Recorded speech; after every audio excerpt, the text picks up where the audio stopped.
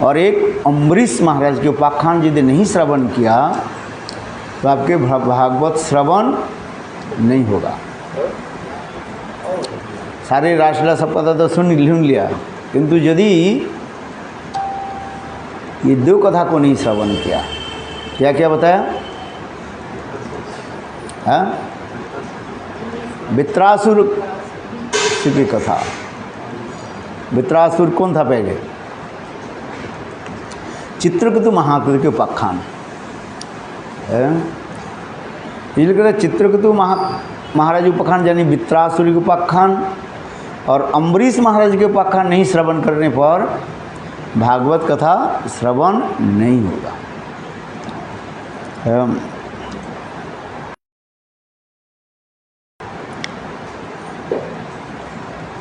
એટલે नवम स्कंध में जाकर के श्री सुखदेव गोस्वामी पाद परीक्षित महाराज को जो है अम्बरीश महाराज की कथा श्रवण करा रहे हैं। कल हम लोग श्रवण किया था अम्बरीश महाराज की परंपरा की कथा श्रवण किया था, जिसमें नभाग के पुत्र हुए नाभाग और नाभाग के पुत्र हुए अम्बरीश। नाभाग के बारे में हम नभग के बारे में प्रोनाउंसिएशन अलग हो जाता है। क्या बोले? नभग। नभग के पुत्र ये नभग जो है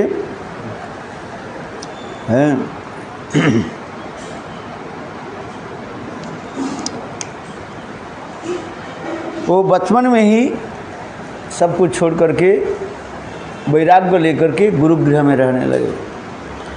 इसलिए उनके भाइयों ने किया कि पिताजी के जितने संपत्ति था संपत्ति को अपने आप भाग बंटवार कर लिया।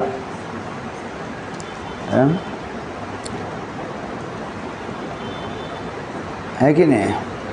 तो कुछ समय के बाद जब नभग जब लौट करके आ गया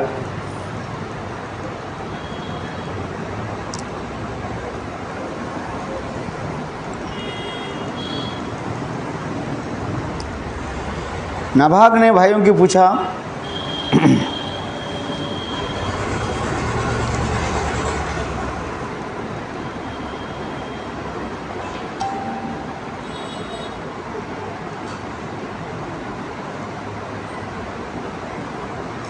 नाभाग गृहस्थ में जब घर लौट करके आया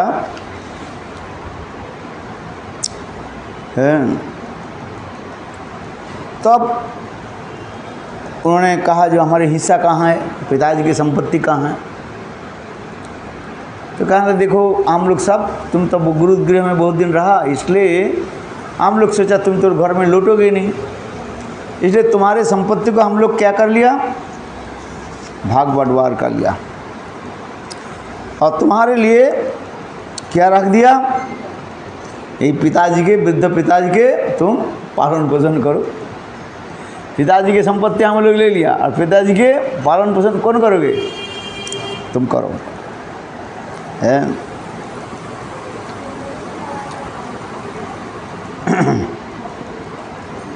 यह सुनकर नाभाग पिता के पास गया और बोला, पिताजी मेरे बड़े भाइयों ने पिताजी की सारी संपत्ति को आपसे आपस में बांट लिया है और मुझे हिस्से में के रूप में आपको ही दे दिया। पिताजी ने कहा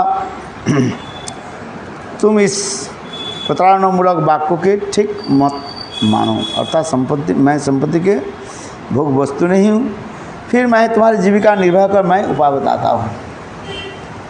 चलिए संसार में तो धन संपत्ति सब अचल है, अचल समझ लो, आज है काल नहीं रहेगा, चला जाएगा। इसलिए भाइयों के साथ लड़ कर के फ़ायदा क्या है?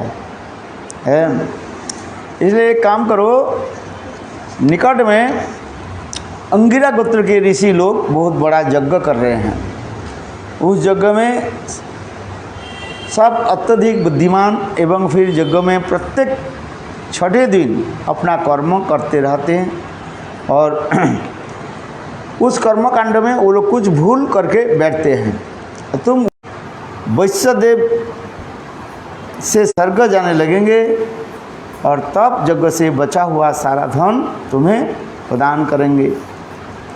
नाभाग ने पिताजी के आज्ञा पालन किया और अंगिरा गोत्र के ऋषियों ने भी यज्ञ बचा हुआ सारा धन नाभाग को दे दिया और स्वयं स्वर्ग में चले गए। नाभाग जैसे ही उस धन को लेने के लिए तत्पर हुआ, ठीक उसी समय उत्तर दिशा से काले रंग का एक पुरुष आया। उसने कहने लगा इस जन्मभूमि पर ही सब कुछ धन का मेरा ही अधिकार है। नाभाग ने कहा यह धन तो मेरा है, ऋषि ने ये धन मुझे दिया।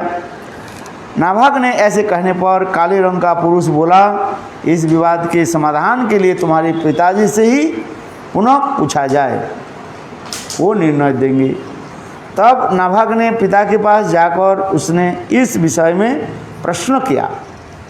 पिता ने कहा एक बार प्रजापति दक्ष के यज्ञ में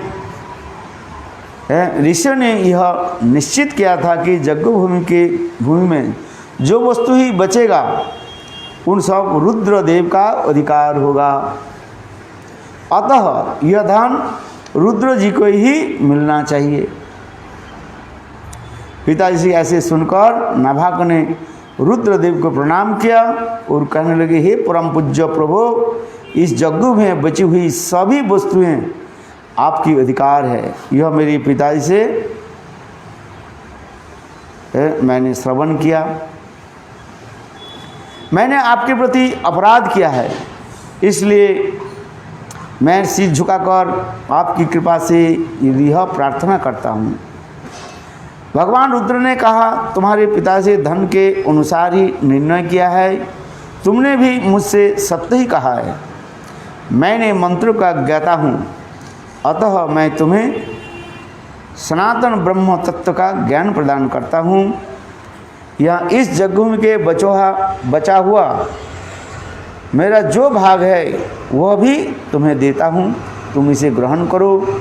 यह सुनकर धर्म अनुरागी सत्य प्रेमी भगवान रुद्र वहाँ से अंतर्ध्यान हो गए। हे राजन, जो मनुष्य प्रातः और सायंकाल एकाग्रचित्त होकर इस कथा का स्मरण करता है वह विद्वान और मंत्र के अर्थों का जानने वाला होता है। इसके बाद ही वह अपने स्वरूप को भी जान लेता है।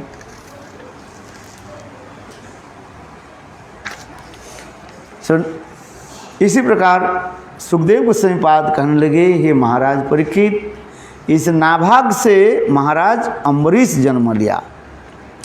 अम्बरीश भगवान श्रीहरि के अन्न प्रेमी, परम भागवत, सुकृतिवान और उदार हृदय वाले धर्मात्मा थे। ब्रह्मशाप कभी भी निष्फल नहीं होता, किंतु वह महाराज अम्बरीश के स्पर्श भी न कर सका है। बोले जिनको ब्रह्मशाप भी स्पर्श नहीं कर सके, ऐसे महान अम्बरीश महाराज थे। राजा परीक्षित ने कहा हे परम पूज्य, मैं अपने मेधावी राजर्षि अम्बरीश का चरित्र सुनना चाहता हूँ। अहो कितने आश्चर्य की बात है कि ब्राह्मण ने उन पर क्रोधित होकर भी ऐसा शाप दिया जो किसी भी विधि से टला नहीं जा सकता था, किंतु वह अप्रतिहत एवं दुष्परिहार जो ब्रह्मशाप अम्बरीश पर अपना क्रमशः प्रभाव दिखा नहीं सका है। माने जिन्होंने ब्रह्मशाप के भी चूर्ण विचूर्ण कर दिया है, ऐसा समझे, जाओ तुम्हारी ब्रह्म अभिशाप मैं ग्रहण नहीं करते है। ऐसे महान अम्बरीश महाराज के कथा हमें श्रवण कराइए। श्री सुकवाचम अम्बरीशो महाभागा सप्तदीपवर्ती महिम अभ्यंच श्रियं लब्धा विभवंच अतुलं भुवि मे निर्दति दुर्लभं पुंसां सर्वतत स्वप्न संतुलम विद्वान भवति न निर्वाणो नमोत्तमो विशति जत्पुमान। सुखदेव गोस्वामी पाद कहने लगे, हे महाराज परीक्षित, अम्बरीश महाराज अत्यंत भाग्यवान थे। उन्होंने सातों द्वीप की, 7 पृथ्वी का साम्राज्य, अक्षय संपत्ति एवं अतुलनीय ऐश्वर्य प्राप्त था। वह सब साधारण जीवों के लिए ही अत्यंत दुर्लभ है, तो भी महाराज अम्बरीश उसे सपनों के समान तुच्छ मानते थे। जानते हैं कि समस्त वस्तुएं नश्वर है, इनका सुख क्षणिक है। इन सब वस्तुओं का लोभ मनुष्य के अंत में घोर नरक में ले जाता है। जीव जब भोग ऐश्वर्य में आसक्त हो जाते हैं तब वे तमोगुण के अधीन होकर मोह रूपी सागर में डूब जाते हैं। वास्तविक सत्य है।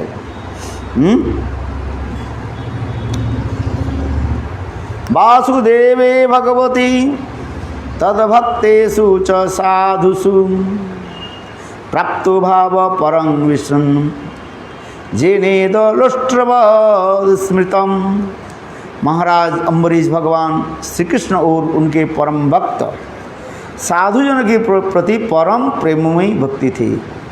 ऐसे भक्ति प्राप्त हो जाने पर सारा विश्व मिट्टी के ढेर के समान तुच्छ लगता है। जो साधु संग में भगवत भक्ति प्राप्त कर लेते हैं तो इस संसार में जितने भी वस्तु है, धर्म अर्थ काम मोक्ष, उनके पास कैसे लगते हैं? जिस प्रकार मिट्टी के ढेर जैसे, कोई काम का नहीं है। नीति शास्त्र में भी कहा गया, ये परनारी मातृवत, दूसरे स्त्रियों के जो है अपने माताओं के भांति सम्मान करो, और परद्रव्य लुष्ट्रवत, दूसरे के द्रव्यों को कैसे समझो? लुष्ट्र माने मिट्टी के ढेर के भांति समझो। परद्रव्य लुष्ट्रवत, लुष्ट्र माने मिट्टी के भांति, क्या काम में आएगा?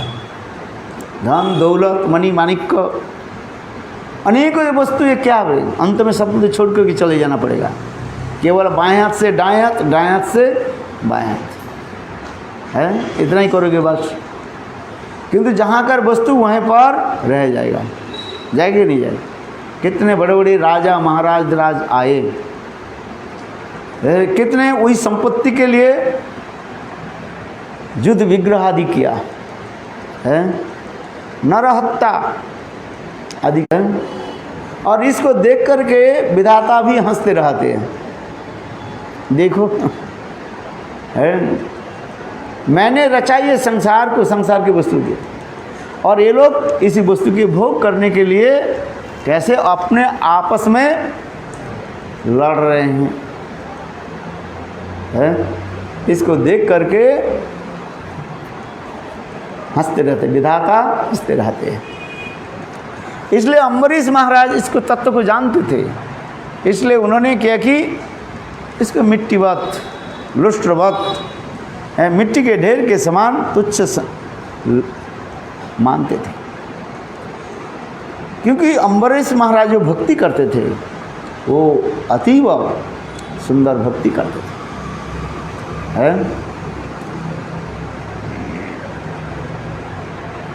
भक्ति के 64 प्रकार के अंग बताया गया, 64 प्रकार के भक्ति के अंग बताया गया। साधु संग, आदु गुरुपदाश्रय, पहले गुरु के चरण में आश्रय लेना है, इसलिए आदु गुरुपदाश्रय। इसके बाद दीक्षा, शिक्षा, विश्रम्भेनो गुरु सेवा। इसी प्रकार 64 प्रकार के भक्ति के अंग शास्त्र में बताया गया है। इससे भी संक्षेप करके फिर 9 प्रकार के भक्ति के अंग श्रीमद् भागवत में बताया गया। श्रवणं कीर्तनं विष्णु स्मरणं पाद सेवनम अर्चनं वंदनम दश सखात्म निवेदनम इति पुंसार्पिता विष्णु भक्तिश्चेद नवलक्षणा। है। 9 प्रकार के भक्ति के बारे में भी बताया गया। श्रवण, कीर्तन, स्मरण, पाद सेवन, अर्चन, बंधन, दास्य, सख, आत्मनिवेदनम है। इससे भी और भी संक्षेप करके चैतन्य चैतामृत में फिर 5 प्रकार की भक्ति के अंग बता रहे हैं। साधु संग, नाम संकीर्तन, भागवत श्रवण, मथुरावास, श्रीमूर्ति श्रद्धा सेवन, सकल साधन श्रेष्ठ, 5 रे मुख्य संग, और कृष्ण प्रेम जन्माए 5 अल्प संग है। साधु संग, नाम संकीर्तन, भागवत श्रवण, मथुरावास और श्रीमूर्ति श्रद्धा सेवन।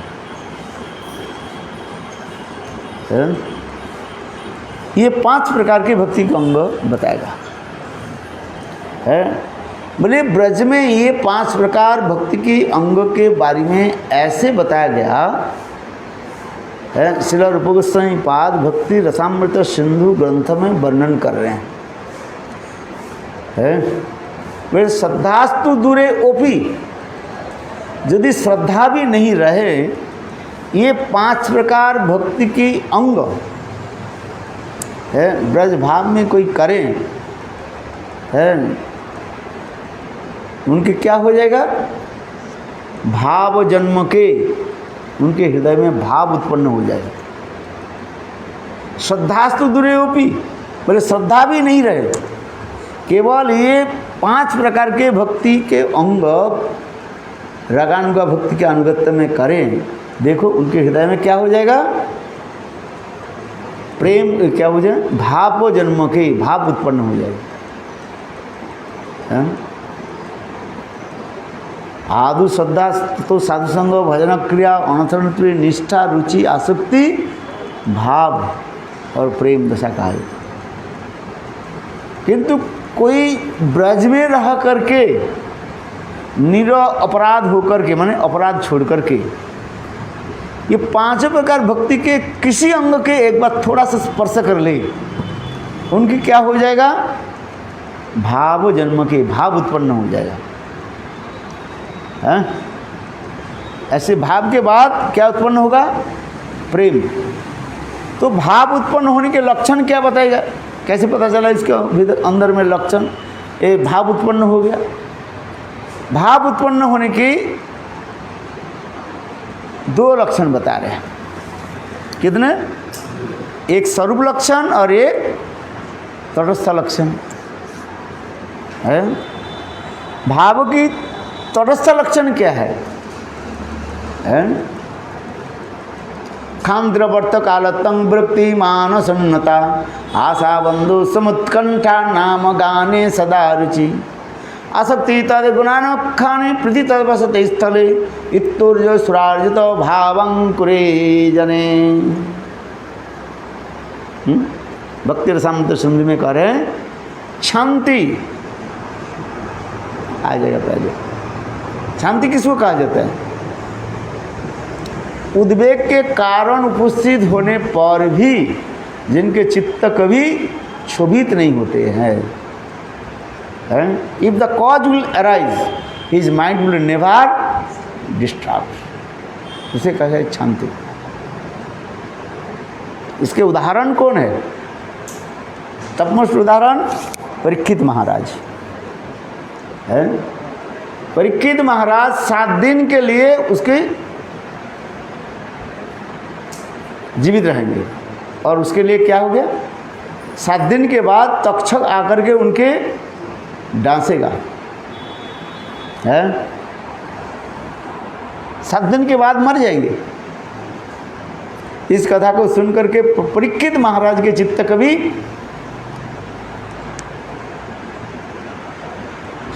क्षोभित नहीं हुआ है। देखो है। और मुनि ने, ब्राह्मण मुनि ने साप दे दिया है। समेक ऋषि के पुत्र श्रृंग ने अभिशाप दे दे, जाओ जो मेरा पिताजी के गले में ऐसे मरे हुए सांप को चढ़ाया, लगाया और 7 दिन के बाद तक्षक आकर के उनको डांसेगा। हैं? समझे? कथा बहुत सुंदर है कि नहीं है? गर्मी के समय परीक्षित महाराज वन में गए शिकार करने के लिए, है? और शिकार करते करते हिरण के पीछे दौड़े। वो हिरण ना जाने कहाँ अंतर्ध्यान हो गए जंगल, और जंगल में इधर उधर घूमते घूमते वो परिश्रांत हो गए। ही बिकम वेरी टायर्ड, है? परिश्रांत हो गए और प्यास भी लग रहे थे। देखा जंगल में कहीं तो कुछ है ही नहीं। चलते चलते एक जगह में देखा, समीक ऋषि के आश्रम को देखा, है? और समीक ऋषि के आश्रम में पहुंचे। तब उस समय ऋषिवर ध्यानस्थ होकर के मंत्र जप कर रहे थे, है? परीक्षित महाराज ने क्या कि क्रोध से कहने लगे, मुझे पानी पिलाओ, मैं तड़प रहा हूँ, है? मेरे प्राण उष्ठागत है, निकालने वाले हैं, है? पानी पिलाओ। किंतु ऋषिवर ने ध्यानस्थ होकर के बैठे रहे। उनके पता ही नहीं कौन आए हैं नहीं, है? भगवत चिंता में मग्न थे, डूबे हुए थे वो, है? ऋषिवर भगवत चिंता में, भगवत ध्यान में डूबे हुए थे। 1 बार 2 बार 3 बार बोले, किंतु ऋषि ने तो ना आँख खोली ना कुछ बोला। तो परीक्षित महाराज की गुस्सा हो गया, है? अरे ये ढंगी साधु है?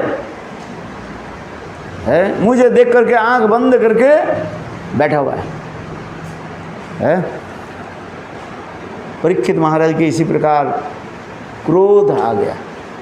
बोले, मैं उचित दंड देता हूँ, है? मेरे राज्य में वास करते हो और मैं राजा हूँ, राजा की तुम सेवा करना नहीं चाहते हो, इसलिए तुमको मैं उचित दंड देता हूँ। ऐसे करके परीक्षित महाराज ने किया कि सामने की तरफ देखा, एक मरा हुआ सांप पड़ा हुआ था। जाओ, मैं ऋषि को उचित दंड देता हूँ। ऐसे कह करके परीक्षित महाराज ने क्या कि, है? अपने तीर के द्वारा वो मरा हुआ सांप को उठाया और ऋषि के गले में डाल दिया, है? और चले गए। इतने समय ऋषि के पुत्र जो है, छोटा छोटा बालक जो है, कहीं वहीं पर आसपास में खेल रहे थे। एक छोटा बालक ने कहा, सिंह देखो देखो, तुम्हारे पिताजी के गले में एक सांप लटके हुए हैं। तो बालक ने जल्दी जल्दी आ गया, देखा क्या है, तो सांप तो है किंतु मरा हुआ सांप। और देखते देखते ही बालक के हृदय में क्रोध आ गया, है? और क्रोध आकर के क्रोध से कहा दिया, जिसने ये सांप को मेरे गले में, ये पिताजी के गले में चढ़ाया, 7 दिन के बाद अत्यंत जहरीली विषधर सर्प तक्षक आकर के इनको डांसेगा, काटेगा और उससे उनकी मृत्यु होगा, कहा दिया। और इतने समय ऋषि ने आँख खोला, समीक ऋषि ने आँख खोला, देखा तो उनके बेटा सामने खड़े हुए हैं और उनके गले में मरा हुआ सांप लटका हुआ है। ऋषि ने कुछ नहीं बोले, धीर स्थिर शांत, है? सांप को क्या कि अपने गले से निकाला, नीचे रख दिया। मरा हुआ तो सांप ही था, कुछ नहीं बोले। अपने बेटा की तरफ देखा, बेटा कहने लगे, पिताजी, जिन्होंने आपके गले में सांप लटकाया उनको मैं अभिशाप दे दिया, है, वो दंड को दंड दे दिया मैंने। बोले बेटा क्या अभिशाप दिया? बोले जिन्होंने मेरे पिता के गले में ये मरे हुए सांप को चढ़ाया, मैं उनको अभिशाप देता हूँ, 7 दिन के बाद अत्यंत जहरीली विषधर सर्प तक्षक आकर के उसको डांटेगा और उससे उसके मृत्यु होगा। इस कथा के सुनकर के पिताजी कहने लगे बेटा तुमने गलत काम कर दिया। अरे कौन आए थे और किसके तुमने श्राप दे दिया? हाँ, ये उचित नहीं। हम लोग ब्राह्मण हैं, ब्राह्मण कभी क्रोध प्रकाश कर नहीं करते हैं। ब्राह्मण के गुण क्या है? सत्य, शौच, दया, पवित्र, आस्तिक, आर्जवम, ये ब्राह्मण के गुण है? किंतु बालक तुमने जो अभिशाप दे दिया ये ठीक नहीं किया है। बोले किसको अभिशाप दिया पता चले। फिर समीक ऋषि ने क्या कि ध्यानस्थ हो गए। बोले कौन आए थे हमारे आश्रम में जिसको मैंने अभिशाप दे दी? ये मेरा बेटा अभिशाप दे दिया। देखा क्या, उस राज्य के राजा परीक्षित आए थे। उस समय मुनि हाय हाय करने लगे, हाय हाय बेटा तुमने क्या कर दिया है? ऐसे धार्मिक राजा परीक्षित और उनके तुमने अभिशाप दे दिया। अरे राजा नहीं रहे तो दुष्ट लोग आकर के इस राज्य को क्या करेंगे? अधिकृत कर लेंगे, अधिकृत नहीं, कब्जा कर लेंगे और दुष्ट लोग आकर के दुष्कर्म करेगा। राजा यदि धार्मिक नहीं हो इस संसार में संत महात्मा भजन कर कैसे कर पाएंगे? है कि नहीं?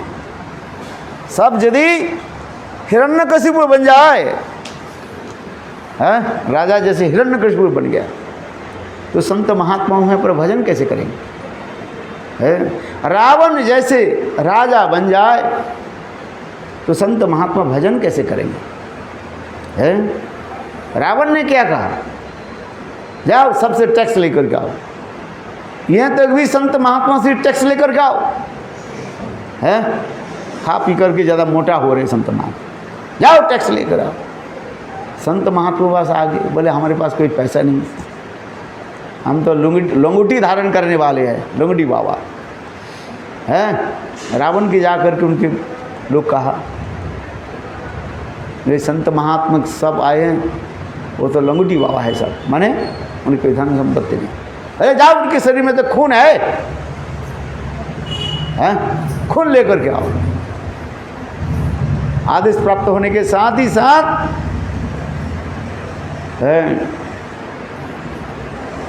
असुर लोग जो है रावण के अनुचर संत महात्मा के पर पकड़ पकड़ करके उनके सारे शरीर से खून निकालने लगे। बोले खून ही हम ले लेते हैं। ये संत महात्मा सब दुराचारी है, व्यभिचारी है, खाता है और कुछ काम करता नहीं है। खून निकालो।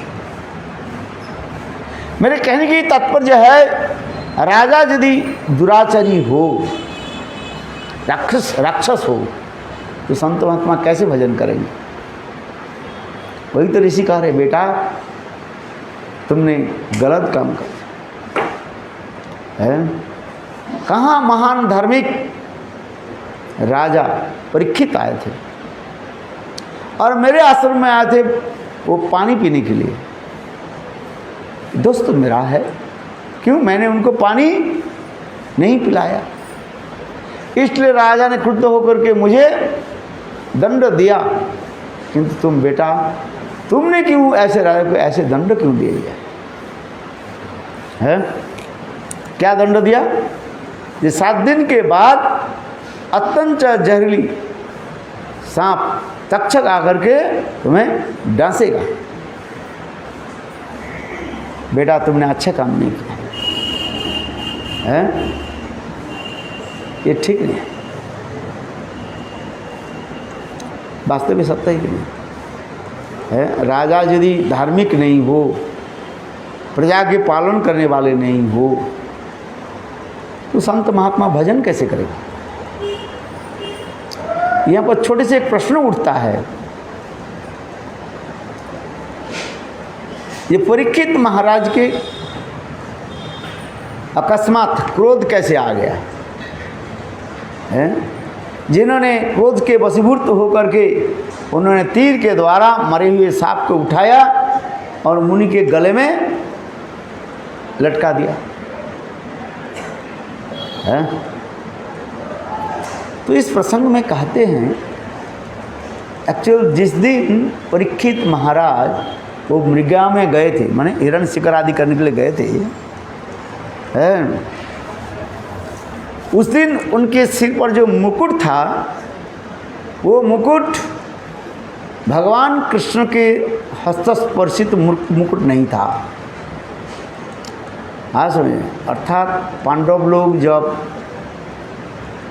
परीक्षित महाराज के राज सिंहासन पर बैठाया और युधिष्ठिर आदि अभिषेक संग भगवान कृष्ण भी परीक्षित महाराज को राज मुकुट पहना था। भगवान के श्रीहस्त स्पर्शित राज मुकुट, उसमें कोई दोष थोड़ी लगे है। किंतु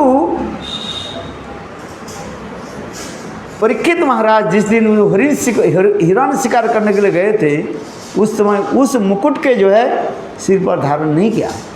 कौन सा मुकुट? जो राजाभिषेक के समय स्वयं भगवान कृष्ण पांडव लोग जिस मुकुट के स्पर्श करके उनके सिर पर चढ़ाया था है, वो मुकुट पहन करके नहीं गए थे। वो कौन सा मुकुट पहन करके गए थे? बोले जरासंध के वध के पश्चात भगवान उसके जो मुकुट लेकर के आए थे हैं, उसी मुकुट के जो है परीक्षित महाराज सिर पर धारण करके मृगा में गए थे। हाँ सुनिए, इसलिए उसकी बुद्धि ऐसी हो गया है। विषय लोगों की वस्तु ग्रहण करने से तुम्हारे विषय की भोगने की इच्छा होगी, है कि नहीं? ये समझे। विषय अन्न खाइले मलिन है मन, मलिन मने कृष्णे ना हो स्मरण। चैतन्य चैतन्य विषय के स्पर्शित अन्न हो, वस्त्र हो, मुकुट हो, कुछ भी वस्तु तुम ग्रहण करो तो क्या होगा? वो विषय के विष ज्यादा तुम्हारे ऊपर इफेक्ट करेगा। समझ में आता है? इसलिए सत्संग और असत्संग की महिमा इसमें वर्णन हो रहा है। साधु के दिए हुए वस्तु को यदि ग्रहण करें, वो गृहस्थ हो त्यागी हो, वो वस्तु ग्रहण करने पर तुम्हारे चित्त प्रसन्न होगा है। और अगृहस्थ और असाधु यदि तुम्हें वो वस्तु दिया, उसके तुम यदि ग्रहण किया, वो तुम्हारे चित्त मन को क्या करेगा? दूषित कर देंगे है, दूषित कर देंगे। यही तो हुआ। यहाँ पर प्रश्न जो हो रहा है, ये परीक्षित महाराज के उस दिन चित्त भ्रमित कैसे हो गया, दुर्भावना कैसे आ गया? ये ऋषि के ऊपर क्रोधित होकर के मरा हुआ सांप को उनके गले में चढ़ा दिया। पर एक कारण यही था। क्या कारण था? परीक्षित महाराज के उस दिन जो राज मुकुट था, वो मुकुट पांडव के हस्तस्पर्श व भगवान श्री कृष्ण के हस्तस्पर्श के द्वारा नहीं था। वो मुकुट किसका था? जरासंध का है। हाँ समझ में, जरासंध के बद के उसके मुकुट को लेकर गया था रख दिया। और परीक्षित महाराज उसी मुकुट के पहन करके शिकार में गए, बुद्धि खराब हो गया है। इसलिए कहते हैं सत्संग और असत्संग है ततो दुस्संग उत्सृज्य। श्रीमद् भागवत में कहते हैं जो भजन परायण व्यक्ति है वो क्या कहते हैं, दुस्संग के परित्याग करते हैं और सत्संग की ही ग्रहण करते हैं। देखो यहाँ पर एक छोटा विषय जिसके भारी पल्ला होगा है वो उसको ग्रहण कर लेते हैं। यदि संत महात्मा के अधिक शक्ति है वो दुस्संग के सत्संग करके दुस्संग की भी साधु बना देते हैं। क्या बोला, समझ में? ये भी है। और यदि वो साधु के इतने भजन बल नहीं है और दुस्संग कर लिया तो दुस्संग के फल उनके पास आ जाएगा और उसके लिए भुगतना पड़ेगा। जिसके उदाहरण दे रहे हैं, देखो चंदन के पेड़ में कौन लपेट करके रहता है? हाँ, भुजंग, अत्यंत विषधर सर्प है। किंतु देखो चंदन के सुगंध के जो है वो विषधर सर्प उसके दुर्गंधित कर नहीं पाते हैं। समझ में आया? क्योंकि चंदन वृक्ष में इतने सुगंध है, उस अपने सुगंध के द्वारा वो अपना के ही बजाय रखते हैं। और अत्यंत विषधर सर्प उस चंदन वृक्ष में आकर के लपेट रहने पर भी चंदन वृक्ष के जो है अपने है विष उसमें लगा नहीं सकते। देखो आश्चर्य की बात, साधु भी उसी प्रकार होने चाहिए। यदि उच्च कोटि के संत महात्मा हो वो उनके क्या करते हैं, दुस्संग के संग करके उसके समस्त दुस्संग नष्ट करा करके सत्संग प्राप्त करा देते हैं। इसलिए उदाहरण दे रहे हैं सत्संग की प्रभाव कार्य। एक संत महात्मा थे, बहुत दीनहीन था, नित्य प्रत्यह जो है भिक्षावृत्ति के द्वारा भगवान की सेवा करते थे और भगवत निवेदित तो प्रसाद ग्रहण करते थे। एक दिन वो संत महात्मा क्या कि एक गृहस्थ घर में गए, आज नहीं, और देखा क्या, एक महिला जो है आंगन में गोबर और पानी को मिला करके वो क्या कर रहे थे, लिपट रहे थे, लेप रहे थे, हैं, लिपते हैं ना। तो संत महात्मा जाकर बोले भिक्षांग देही, भिक्षांग देही। एक बार, दो बार, तीन बार बोले। वो महिला जो ये कर रही थी, गोबर पानी मिला कर जो लेप रही थी, उनके गुस्सा आ गया। अरे कहाँ से मरी, प्रातः काल में आज ऐसे लोग आए, मांगने के लोग आ गए है। उनके गुस्सा आ गई। उन्होंने क्या कि भाई देखो, जिस कपड़े से पानी भिगा करके और गोबर के द्वारा लेप रही था ना, और उसको उठाया और संत महात्मा के ऊपर फेंक दिया। संत महात्मा बोले चलो कुछ तो भिक्षा तो मिल ही गया। संत महात्मा ने क्या कि उस गोबर से और पानी से, मिट्टी से है लता हुआ कपड़ा को लेकर के आया है, और उस कपड़े को वो क्या कि संत महात्मा सुंदर जल से, गंगा जल से मानो धो दिया। धो करके क्या कि सुखाने के लिए दे दिया है। थोड़ा बड़ा ही था, तो गमछा जैसे लगता है ना, है बहुत बड़ा था। तो संत महात्मा ने क्या कि अच्छी तरह से धो धा करके मानो शुद्ध गंगा जल में धो करके साफ सुधार करके पानी में धूप में सुखाने के लिए दे दिया। इतने समय कोई गृहस्थ आ गया और आकर के लिए बोले महाराज ये थोड़ा घी लीजिए ठाकुर जी की सेवा के लिए। संत महात्मा बोले अच्छी बात है, चलो आज भगवान की कृपा है। आज ठाकुर जी के दीपक लगाएंगे, दीपक लगाएंगे। घी तो आ गया, घी तो आ गया, और किसी ने वो भी मिट्टी का भी वो बर्तन भी दे गया जिससे रख दें, किंतु अभी वो नहीं है, सलता नहीं, माने जो रुई नहीं है, समझ में आ रहा है? दीपक भी आ गया, घी भी आ गया, किंतु रुई नहीं है जिससे ठाकुर जी की आरती करें।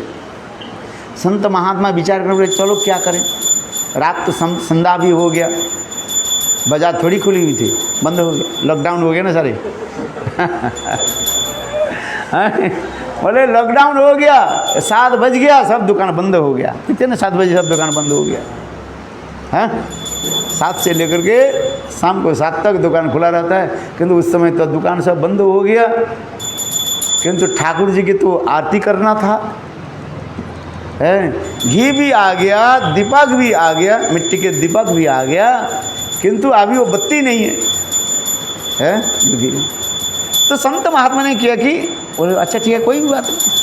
संत महात्मा ने किया कि उस कपड़े के जो है, जिस कपड़े को उन्होंने सुबह धोया था, गोबर में लपे हुए, गोबर और धूल में लपटा हुआ था, उसको साफ सुथरा करके वो तो रख दिया, वो सूख गया, उसको फाड़ करके 2-4 वो बना दी, बत्ती बना दी लंबे करके, और बना करके ठाकुर जी को आरती करने लगे। कपड़ा कहने लगे संत महात्मा मेरे जीवन धन्य है। कुछ समय पहले मैं कैसे था, दुर्गंध युक्त तो मिट्टी से लपटा हुआ था, किंतु देखो तुम्हारे संस्पर्श से मेरा क्या हो गया, आज ठाकुर जी की सेवा में कर रहा हूँ, ठाकुर की सेवा में लग गया है। देखो कुछ समय के पहले कपड़ा क्या था, मिट्टी गोबर से वो लपटा हुआ था, मैला था, किंतु सत्संग शांत संत महात्मा के प्रभाव से वो क्या हो गया, निर्मल भी हो गया और ठाकुर जी के सेवा में लग गया। बोलो वृंदावन बिहारी लाल की जय, जय जय श्री राधे। हैं? बोले इसी कहते हैं सत्संग। साधु क्या करते हैं, चित्त को निर्मल करा देते हैं और अंत में भगवान की सेवा में लगा देते हैं। जैसे वो कपड़ा की उदाहरण दिया है, वो कपड़ा गंदा था है, और संत महात्मा से धो धा करके साफ सुधार करके सुखा दी, और फिर अंत में घी कपूर आदि लगा करके ठाकुर जी की सेवा में लगा दिया। बोले संत महात्मा ऐसे हैं। आ रहे हैं, देखो संत महात्मा की महिमा क्या है।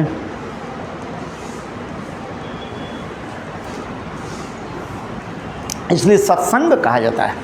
इसलिए हम जिस कथा प्रसंग में कहा था, ये परीक्षित महाराज जिस दिन मृगया करने के लिए गए थे, उस दिन पांडवों के द्वारा अभिषिक्त वो राजमुकुट पहन करके नहीं गए थे। वो राजमुकुट किसका था, जरासंध का था।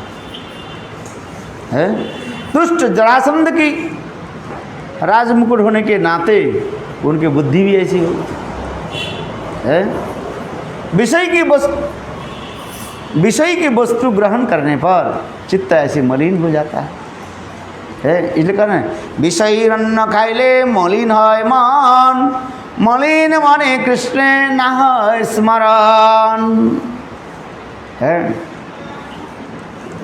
अच्छा, आगे की कथा श्रवण कराता हूँ। क्या कहाँ पर छोड़ दिया था कथा को? समय ऋषि ने कहा, बेटा तुमने बहुत गलत काम किया।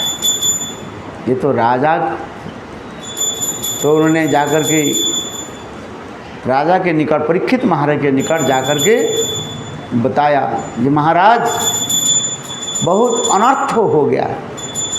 बोले क्या अनर्थ हुआ? ये मेरा बेटा ने आपको विशाप दे दिया, ये आज से 7 दिन के बाद तक्षक डांसने पर आपकी मृत्यु हो। इसके सुन करके परीक्षित महाराज बहुत प्रसन्न हुए। हैं, हम लोग मृत्यु की कथा सुनते हम डर जाते, हाय हाय क्या करेंगे, हैं, मेरी संपत्ति कौन लेगा, हैं,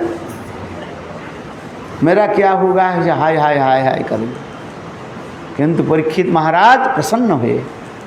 परीक्षित महाराज ने क्या कहने लगे, धन्नाति धन्य, अहो धन्य। किसलिए? न 7 दिन तक मैं जीवित रहूँगा। कितने दिन? मुनि वाक्य सत्य है। इसलिए 7 दिन के 3 दिन 4 दिन 5 दिन मैं नहीं मरूंगा। आज से मरना मुझे 7 दिन के बाद, तो 7 दिन तो मैं जीवित रहूँगा। ये कंफर्म टिकट हो गया है। किंतु हम लोग जितने लोग बैठे हुए हैं, कोई निश्चित है? निश्चित नहीं है, कब मृत्यु हो जाए, हैं? कब मृत्यु हो जाए क्या पता है। हार्ट अटैक हो गया, बस गए, बैठे बैठे चला गया, हैं? देखा ना 2 साल पहले, हैं, कहाँ पर? ब्रजमंडल परिक्रमा में, मानसरोवर में, वो व्यक्ति फिर आप बैठ करके हरि कथा सुन रहे थे, कथा चल रही थी, बस सभी ने देखा उनके शरीर ऐसे थोड़ा घुमा और लुढ़क गए, बस गए, मर गए। 1 सेकंड भी नहीं लगा भैया, हैं? तो क्या बता। किंतु यहाँ पर परीक्षित महाराज करें, इस 7 दिन तक मैं जीवित रहूँ, इस 7 दिन में मुझे कुछ करना है, हैं? क्या करना है भगवान की, क्या करना है नहीं, ऐसे मृत्यु के समाचार प्राप्त करके भी परीक्षित महाराज के हृदय है किसी प्रकार विचलित नहीं। इसे कहते हैं शांति। शांति के शब्द अर्थ होता है ये जिसके चित्त क्षोभित होने के कारण उपस्थित होने पर भी जिसके चित्त कभी क्षोभित नहीं होता है, कारण उपस्थित होने पर। इसलिए मैंने कहा क्या कहा था, किस लिए? देखो भक्ति की जो 5 अंग जो बताया गया, साधु संग, नाम संकीर्तन, भागवत श्रवण, मथुरावास, श्रीमूर्ति श्रद्धा सेवन, सकल साधन श्रेष्ठ 5 मुख्य अंग। कृष्ण प्रेम जन्माए 5 अल्प संग। ज़्यादा संग करना नहीं है, साधु संग में सारा दिन थोड़ी बैठा रहोगे, थोड़ी सी बैठो और चले जाओ। अल्प संग का है ना भाई, हमारे पास समय कहाँ है? समय है। साधु लोग तो बाबा जी है, उनके तो काम धंधा तो है ही नहीं, और फिर लॉकडाउन भी चल रहे हैं, कहाँ जाए बताओ। वो तो सारा दिन बकते रहे, बोलते रहे, पर हम गृहस्थ है कि नहीं है? यहाँ पर थोड़ी बैठने से काम थोड़ी चलेगा। अरे महाराज आधा घंटा बैठ लिया कि 1 घंटा बैठ लिया, इसके बाद और क्या करेंगे? है अरे बात सही है कि नहीं? मैं सच बोल रहा कि नहीं बोल रहा बताओ, हैं? बोले महाराज आप तो संत महात्मा हो, त्यागी वैरागी हो, है? आपको तो बस सब आकर के सब दरवाजा के पास सब दे करके जाते हैं, हैं? तो आपकी क्या चिंता है? मैं गृहस्थ हूँ, मेरे बाल बच्चा है कि नहीं? उसके लालन पालन करना है, स्कूल भेजना है, ये करना वो करना, हर एक काम है। तो यहाँ पर आपकी भांति यहाँ पर थोड़ी बैठा रहूँ? हाँ ज़्यादा से ज़्यादा 10 मिनट 15 मिनट, ज़्यादा से ज़्यादा 1 घंटा बैठ गया बस, इससे अधिक क्या बैठेंगे आप? है। तो इतना ही कहते हैं, पर कोई भी बात नहीं है, जितना समय है उतना ही बैठ जाओ, है। इसलिए कार्य अल्प संग कहा जाता है। साधु संग, नाम संकीर्तन, भागवत सेवन, मथुरावास और श्रीमूर्ति श्रद्धा सेवन, सकल साधन सुच पांचे रे मुख्य, कृष्ण प्रेम जन्माए पांचे अल्प संग। अल्प संग की मैं कह रहा हूँ, वेरी टाइम थोड़ी सी समय बैठो। बोले उससे क्या हो जाता है? बोले भाव जन्म के तुम्हारे हृदय में क्या उत्पन्न हो जाएगा? भाव उत्पन्न हो जाएगा। जिस भाव प्राप्ति के लिए कितने कठोर तपस्या करना पड़ता है, भजन साधन करना पड़ता है, श्रद्धा, साधुसंग, भजन क्रिया, अनर्थवृत्ति, निष्ठा, रुचि, आसक्ति के बाद होते भाव, है। और भी देखो, ये जो मैं जो बताया गया सीक्वेंस जो बताया, श्रद्धा से लेकर आसक्ति, आसक्ति के बाद जो भाव, इसमें कितने और भी बाधाएं भी है। ऐसे थोड़ी हो सकता है, हैं? लय, विक्षेप, उत्पत्ति, कोसा, रस, साधन भी होता है, बाधाएं आ जाती है। नींद आती कि नहीं आती है? स्नान करके गायत्री मंत्र जप करके फिर जब बैठ जाते नींद आ जाती है, हाँ, लय सो जाता। विक्षेप, डिस्ट्रैक्शन, मन को स्थिर करना बहुत कठिन होता है। अपोतिपत्ति, बार बार चेष्टा करने पर भी नहीं लगता है। लय, विक्षेप, अपोतिपत्ति। कषाय, कषाय माने पूर्व जन्म व इस जन्म में अनेक प्रकार के जो है दोष आदि आकर के, काम क्रोध आदि आकर के चित्त के क्या कर देते हैं? डामाडोल करा देते हैं। इसे कषाय कहा जाता है। लय, विक्षेप, अपोतिपत्ति, कषाय और पांचक है रस साधन। भगवत नाम कीर्तन आदि श्रवण कीर्तन में विषय वस्तु में मनी मन जो आनंद रस आस्वादन करते हैं, उसी कहा जाता है रस साधन, है। ये सब बाधाएं हैं। लय, विक्षेप, अपोतिपत्ति, कषाय और रसन, है। कितने बाधाएं आ जाती है, सहज हो जाता है। किंतु यहाँ पर कार्य हैं भाई, देखो ये 5 जो अंग बताया गया, कौन सा? साधु संग है, साधु संग, नाम संकीर्तन, साधु संग, नाम संकीर्तन, मतलब साधु है, और श्रीमूर्ति श्रद्धा है। ये 5 अंग है। थोड़ी सी इसमें कहीं भी टच हो जाए, भाव के जन्म के भाव तक पहुँचे देंगे तुम। बोले कैसे संभव है? यहाँ पर हमारे रूप गोस्वामी पाद भक्ति रसामृत सिंधु ग्रंथ में लिख रहे हैं, श्रद्धास्तु दूरे ओपी। अरे श्रद्धा भी नहीं रहे, सत्संग में बैठ जाओ, नाम संकीर्तन में कर, नाम संकीर्तन में शामिल हो जाओ, है। आज समझिए, देखो तुम्हारे हृदय में भाव जन्मन पर। बोले कैसे? बोले यही तो है दुर्ह शक्ति, अचिंत शक्ति है इसमें। ये 5 जो अंग बताया गया, ये 5 अंग में सब अंग, एक अंग सब में जुड़े हुए हैं। कौन सा? वो साधु संग। समझ में? साधु संग, नाम संकीर्तन। नाम संकीर्तन कैसे करोगे? साधु संग में नाम संकीर्तन।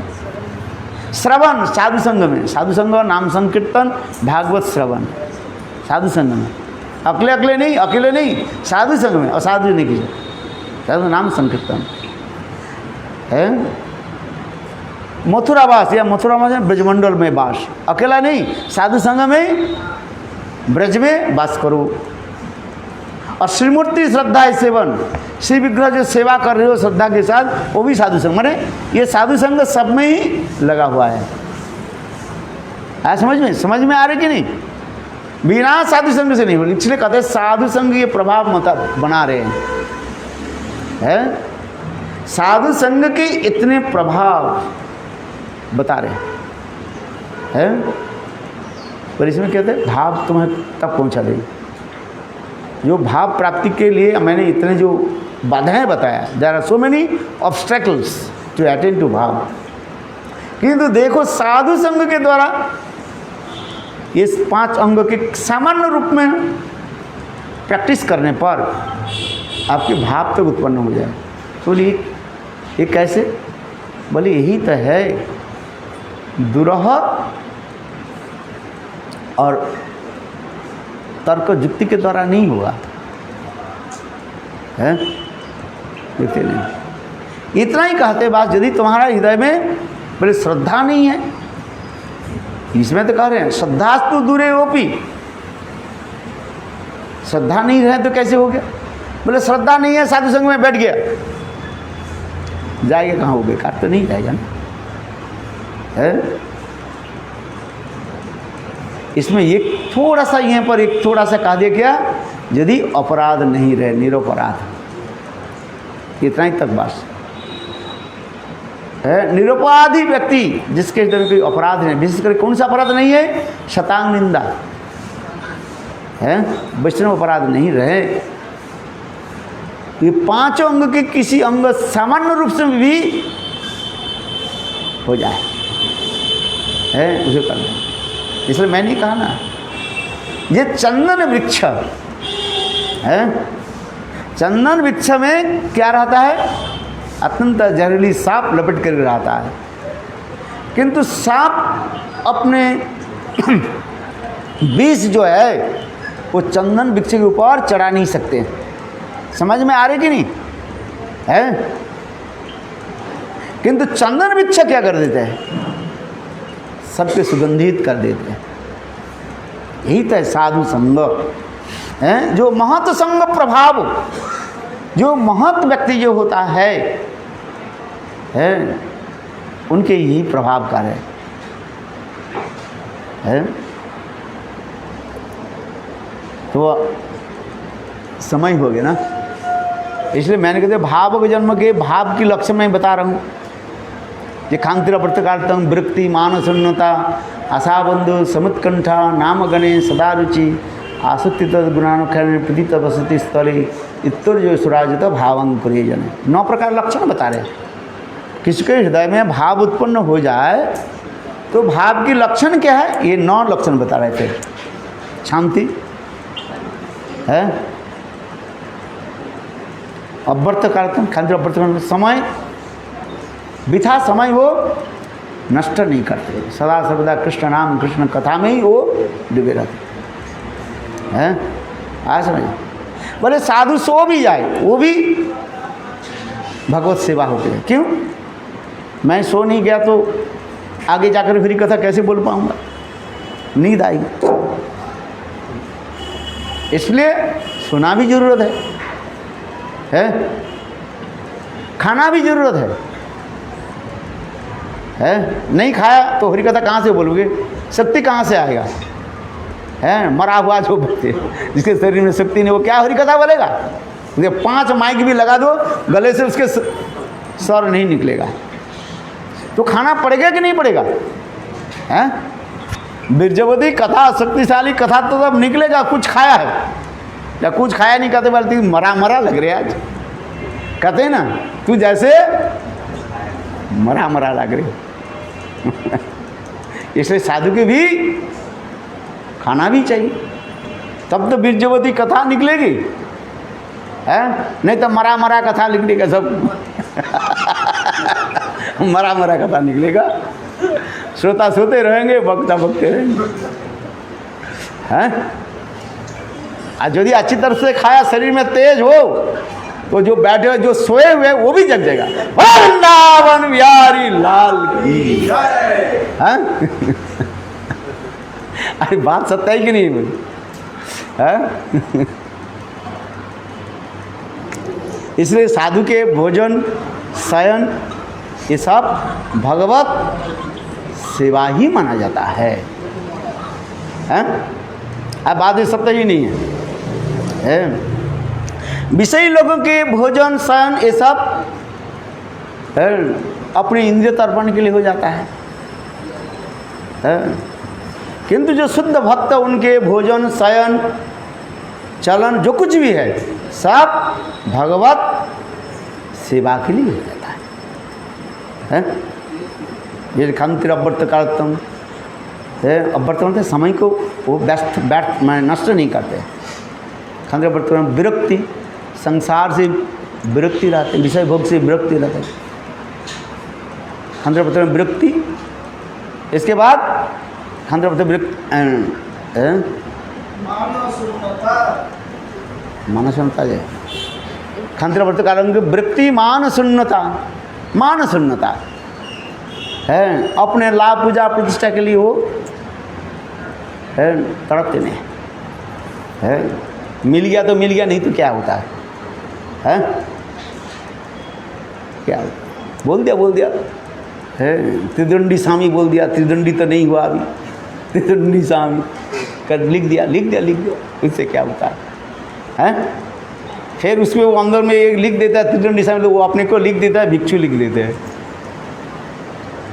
त्रिदंडी भिक्षु लिखते हैं। हम लोग लिखते, हम तो लिखते नहीं हैं किंतु जो उच्च कोटि के संत महात्मा होते हैं ना, गुरुदेव लिखते हैं ना त्रिदंडी भिक्षु भक्ति वेदांत नारायण, उच्च कोटि के संत है। 3 दंड, कहाँ 3 दंड हुआ है? 1 दंड भी अभी तक नहीं हुआ था, 3 दंड कहाँ से हो जाए?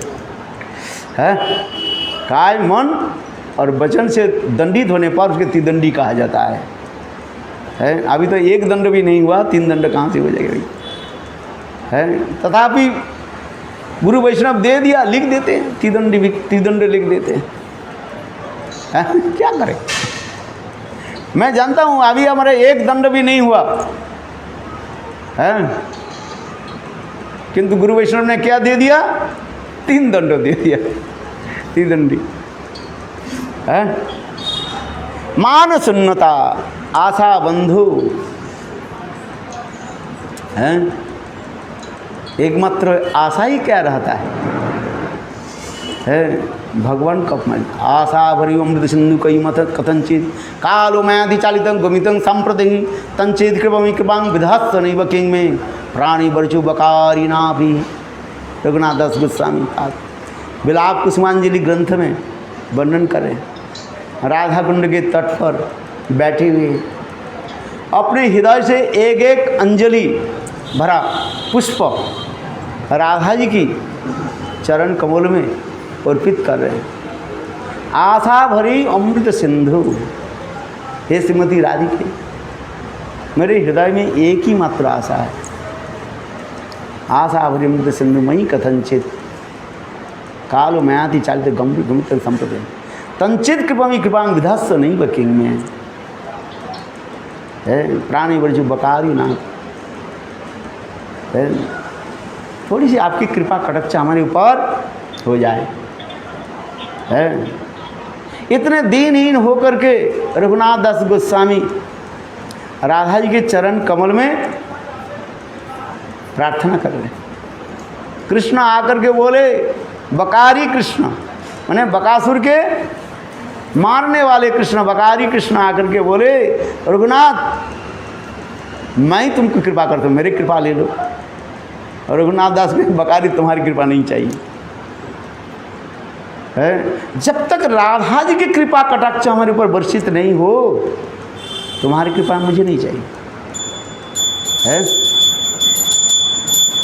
अनंत ब्रह्मा जी के काल तक मैं भी इस प्रकार कठोर तपस्या करते रहूं, वैराग्य करके रहूं है, किंतु तुम्हारी कृपा हमें नहीं चाहिए। इसलिए आशा भरी अमृत सिंधु मई कथनचित कालो मयाति चालित संप्रतन तंचित कृपा विधास्य नहीं बकिंग प्राणी वर्च बकारी ना। बकारी कृष्ण तुम्हारी कृपा मुझे नहीं चाहिए। किसकी कृपा?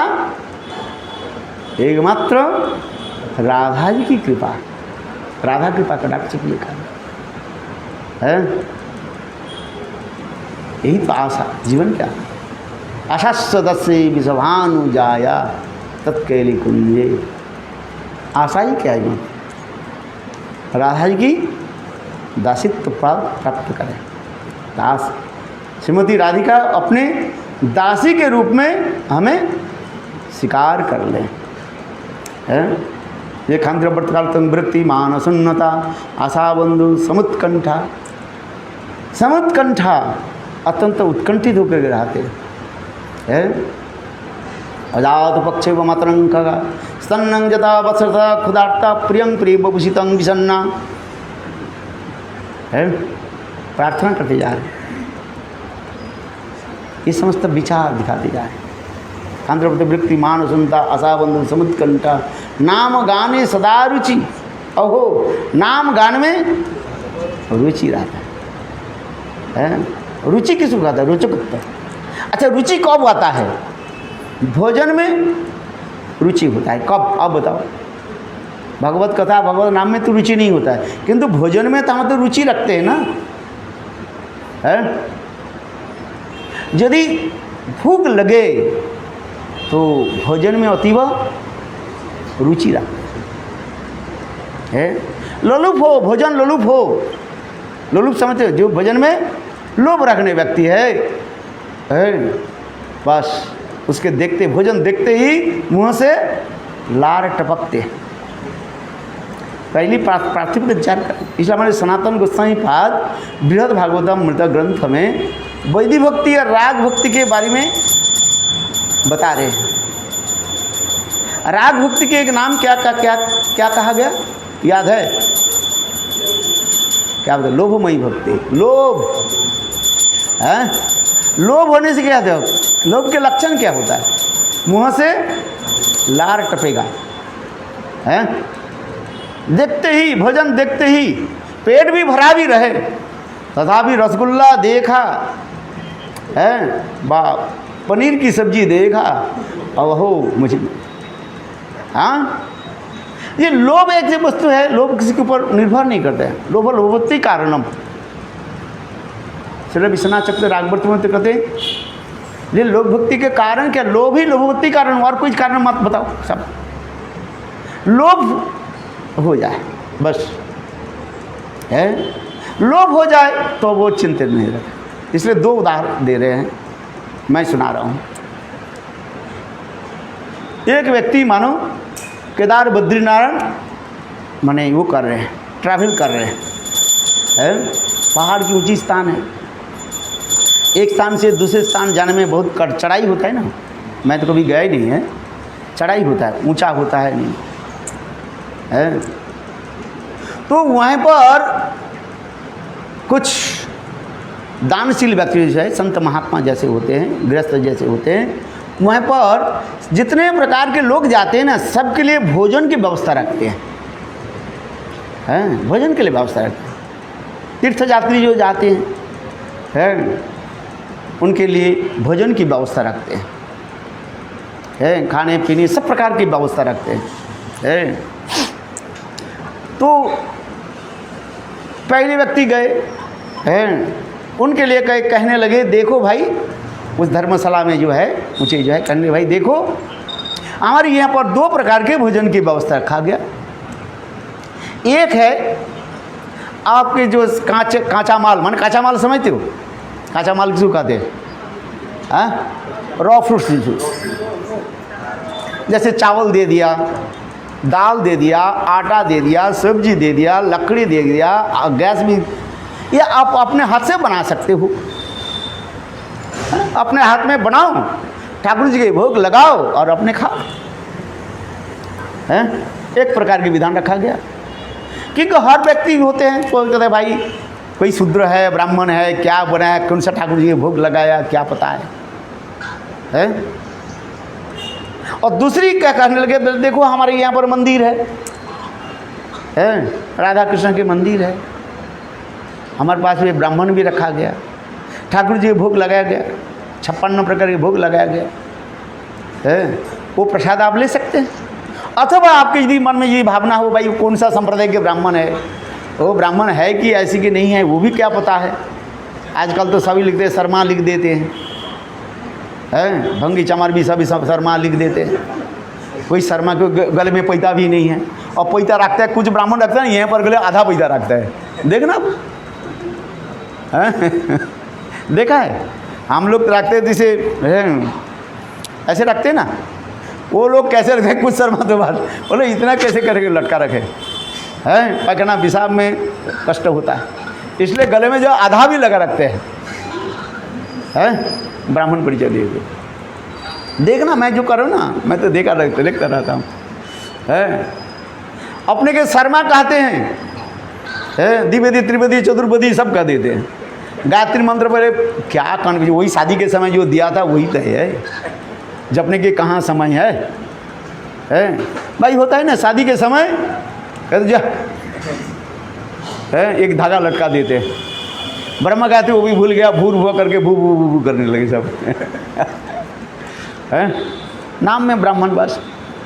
तो उसे विचार करने लगे भाई ये व्यक्ति ब्राह्मण है कि नहीं है, वो भी ब्राह्मण जात ब्राह्मण है कि कहाँ से ऐसे आ गया है, गले में एक पैता लटका लिया और ब्राह्मण हो गया, थोड़ी उसे आता कुछ नहीं है। चलो भाई तुम्हारे मन में यदि ऐसे शंका हो, भाई वो व्यक्ति कह रहे हैं भाई तुम्हारे मन में यदि ऐसे शंका हो तो हम यहाँ पर दो व्यवस्था रखे हैं। एक ठाकुर जी के भोग लगा करके आपके लिए 56 प्रकार के भोग लगा है, वो आप ग्रहण कर सकते हैं। और दूसरी जो है आपके कांचा माल दे देता हूँ, जिसको मैं कांचा माल समझते ना, रॉ मटेरियल्स आपको देता हूँ, आटा दाल चावल सब्जी आप अपने हाथ में बना कर खा सकते हो। अच्छा आप बताओ आप क्या करोगे, पहले बताओ आपके विचार क्या है। 56 भोग ले लोगे आप क्या लोगे, अरे बोलो हैं, सब 56 भोग ले लोगे। अरे वो ब्राह्मण है कि नहीं है पता क्या है, ठाकुर सबके भोग थोड़ी ले लेते हैं।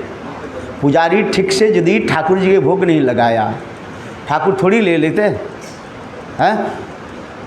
तुम कौन सा ये आ गया, ठाकुर तुम्हारे नौकर थोड़ी है। ठीक से अर्चन मार्ग में यदि पूजा किया, ठाकुर तुम्हारे भोग ग्रहण करते हैं। नहीं तो ठाकुर की बात देते वो चिट्ठियाँ खा जाते हैं, और तीर्थ तुम्हारे बार बार बोलते थे तो चिट्ठियाँ खा जाए सब, ठाकुर नहीं खाएंगे। श्रद्धा के साथ अत्यंत शुद्ध सदाचार के साथ लगाओ तो ठाकुर जी ग्रहण करेंगे। समझ में, तुम कौन सा ये हो गया विदुरानी कैसे हो गया तुम, अपने के विदुरानी मत समझो। ठाकुर जी के अर्चन पद्धति के अनुसार ठीक से भोग लगाओ और ठाकुर जी अच्छी तरह से बनाओ, तब तो ठाकुर जी ग्रहण करेंगे। नहीं तो ऐसे बाप वो हो गया, तुलसी पत्ता दे दिया ठाकुर जी ले लिया ये सब के लिए नहीं है। समझ में, वास्तव में सत्य है। विधि मार्ग के अनुसार ठाकुर जी के भोग लगाओ तो ठाकुर जी तुम्हें ग्रहण करेंगे। इस समय चैतन्य चैतन्य वर्णन दे रहे हैं। राघव पंडित का नाम है ना, देखो उन्हें कितने शुद्धा सदाचार के साथ ठाकुर जी के भोग लगाते थे। चैतन्य वर्णन है।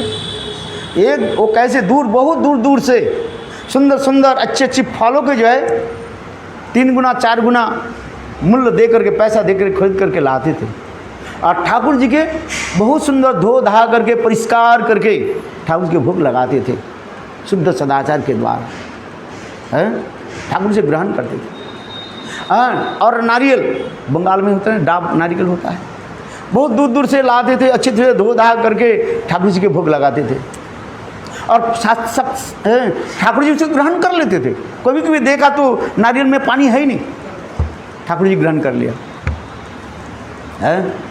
ऐसे वर्णन है चैतन्य चरितामृत में। मेरे कहने की तात्पर्य है, पुजारी जो ठाकुर जी अर्चन मार्ग में पूजा करते हैं उसके शुद्ध सदाचार के साथ ठाकुर जी भोग लगाना है, तब तो ठाकुर जी ग्रहण करेंगे। नहीं तो कहते दृष्टि भोग हो गया, चलो दृष्टि भोग जैसी क्या करोगे। सब राग मार्ग में सब चले, विधि मार्ग तो नहीं हुआ, राग मार्ग में चले, होगा नहीं भैया। इसलिए अर्चन पद्धति के अनुसार ठाकुर जी के शुद्ध सदाचार के साथ भोग लगाना पड़ेगा। पुजारी भी उसी पर ठाकुर जी पूजा करना पड़ेगा। बोल दे तो क्या बोले, जिसको तिसको मंदिर में घुसा दो, कपड़ा धोया नहीं, कुछ नहीं है? उसी कपड़ा में पेशाब करता है और उसी कपड़ा में जाकर के मंदिर में सेवा करना शुरू कर दिया। नहीं होगा, है होगा नहीं। अर्चन मार्ग में एक विधि होता है, नियम होता है? तब तो ठाकुर जी तुम्हें ग्रहण करेंगे। है बाहर कर सकते हैं, कोई बात नहीं है, किंतु ठाकुर जी के अंतर्गर्भ जो है, अंतर्गर्भ ठाकुर जी सदाचार के साथ, तो ठाकुर जी ग्रहण करेंगे, नहीं तो क्या करेंगे? नहीं करता है। चलो हम उसमें ज़्यादा जाए तो खट्टा मीठा लगेगा, चलो छोड़ दो। किंतु बात तो सत्य है कि नहीं है? शुद्ध सदाचार के साथ ठाकुर जी को भोग लगाना पड़ता है, ग्रहण करेंगे। हाँ समझ विधि मार्ग के अनुसार चलो। तो मैंने जो कहा 2 प्रकार की है। बोले ठाकुर जी जो विधि मार्ग में है भाई, कहते हैं नहीं भाई तुम्हारी कौन ब्राह्मण है, कैसे भोग लगाया नहीं लगाया, कौन सा मंत्र में जप किया, क्या पता क्या है। इसलिए मैं अपने हाथ से ही रसोई बना करके ठाकुर जी भोग लगाता हूँ, मैं अपने ग्रहण करता हूँ।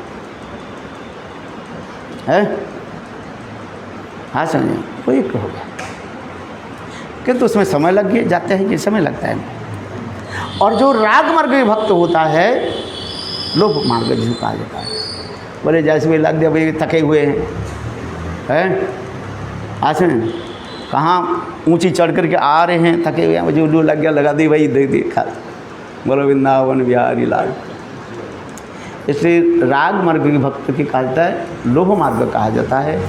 विधि मार्ग के नियम करके चलते हैं, किंतु हमारे भक्ति में ना ठाकुर कह रहे हैं देखो राग मार्ग में भी विधि मार्ग विराजमान है। क्या बोला? हाँ, किंतु विधि मार्ग में राग नहीं है उसमें। समझ में आ रहा है? ये दोनों की अच्छे से समझना पड़ेगा। ये मैं नहीं कह रहा हूँ ये विधि राग मार्ग माने कोई ऐसे नियम टियम नहीं है जैसे कर दो, ऐसे नहीं होता है। इसलिए कहते हैं राग भक्ति में विधि है उसमें, किंतु विधि मार्ग में राग नहीं है, ये विचार करना पड़ता है। इसलिए कहते हैं भक्ति ठाकुर विधि मार्ग रत जने स्वाधीनता रत्न धने राग मार्गे करण प्रवेश है। इसलिए कहते हैं विधि मार्ग वर्णन करते करते तब वो अधिकार प्राप्त होता है, राग मार्ग में प्रवेश करने के लिए वो अधिकार प्राप्त होता है। नहीं तो श्रृंखल हो जाता है जो कर, चलो क्या करें, कलिकाल भाई क्या करे, करे क्या, मिले कहा ब्रह्मचारी है। हाँ समझो, मेरा ही दुर्भाग्य है, आज तक मेरा परमानेंट कोई एक सेवक नहीं मिला। 40 साल हो गया, कभी ये रहता है, कोई कहता है हमारा आपकी सेवा कर दो।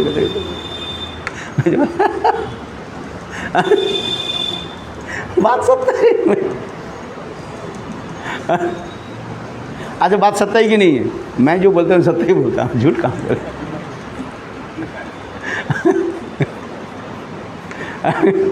शाम के बोला शाम रहो, बोले अच्छा लग जाता है, चलो अच्छी बात है। बोले 2 साल बाद आएंगे। हाँ 2 साल बोला।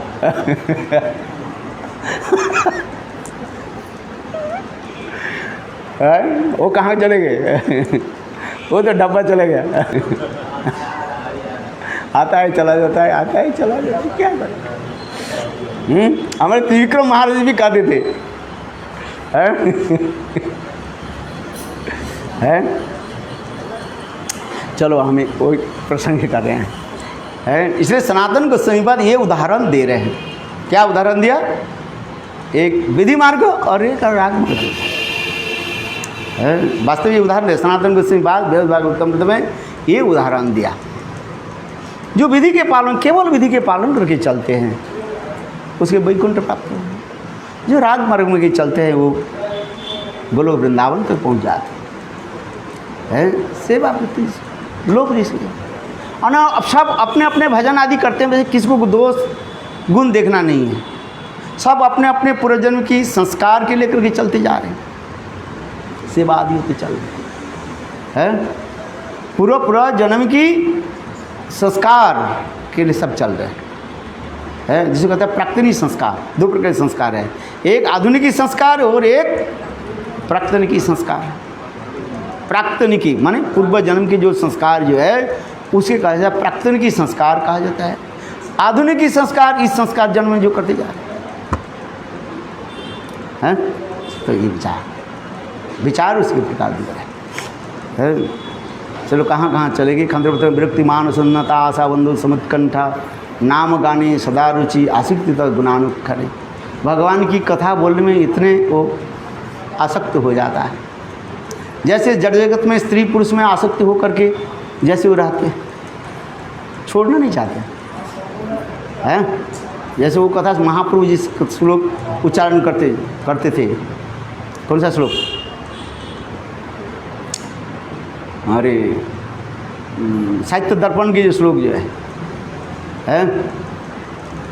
आज समझिए, विवाह होने के पहले छुप करके दोनों मिलते थे, उससे समय व्यतीत नहीं होता था, है समय लगता है ऐसे कैसे कट गया है। चलो तो यहाँ पर क्या करें, आशा बंधु समुत्कंठा नाम गणे सदा जो असित गुणानुकरण प्रति तद वशिष्ठले, प्रति तद वशिष्ठले भगवान की जो लीला भूमि लीला ललाम भूमि उनके प्रति कितने प्रति रहता है आज प्रति तद वशिष्ठ। ये 9 लक्षण के द्वारा ही भाव की बताया जाता है। ये भी बाहर बहिर्लक्षण का है, एक्सटर्नल सिम्टम्स, और अंतर सिम्टम्स क्या है वो भी 3 प्रकार है, काल बताएंगे हैं। बोलो वृंदावन बिहारी लाल की जय, जय जय श्री। अच्छा आरती करो।